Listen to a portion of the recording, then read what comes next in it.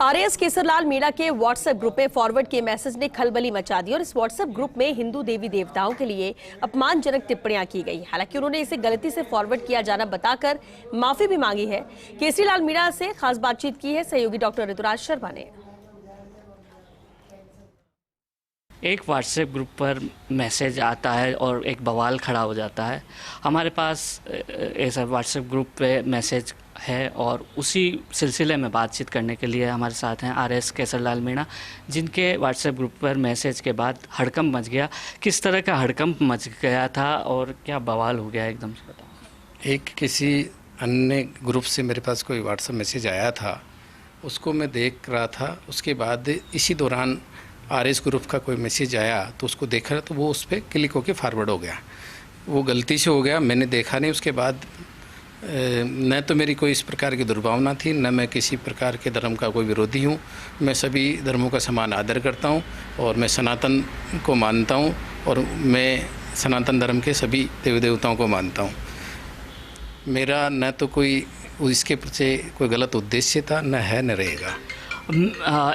आपने देखा था उस मैसेज जब आप फॉरवर्ड कर रहे थे, फॉरवर्ड करने वाले से पहले आपने चेक किया उसको?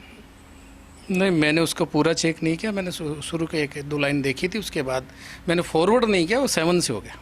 और उसी समय आप शायद ऐसा बताया जा रहा है, सुनने में आ रहा है कि उसी दौरान एक और कोई मैसेज आ गया तो उसको भी देखने लग गए थे। इस सिलसिले में वो उसको देखने लग गया था और फिर उसके बाद जैसे मुझे पता लगा कि गलत फॉरवर्ड हो गया तो मैंने जैसे मुझे जानकारी में आया मैंने उसको डिलीट भी कर दिया और ग्रुप पे सॉरी भी लिख दिया और गलती से फॉरवर्ड हो गया ये लिख दिया। मेरी किसी भी धर्म के किसी भी वर्ग को ठेस पहुंचाने की भावना थी न तो थी न रहेगी।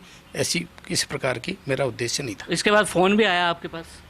फ़ोन भी आया कहीं इस तरह के कि भाई ऐसा? 2-4 लोगों के फ़ोन आया, उनको सबको मैंने ये कहा मेरा इस प्रकार का कोई उद्देश्य नहीं था। कुछ ब्राह्मण संगठन खड़े हो गए हैं सर, तो उसको लेकर क्या प्रतिक्रिया देना चाहिए? मैं तो देखो धर्म का समान रूप से आदर करता हूँ और उनको कोई किसी व्यक्ति को ठेस पहुँची है तो उसके लिए क्षमा चाहता हूँ, तो व्यक्तिगत रूप से।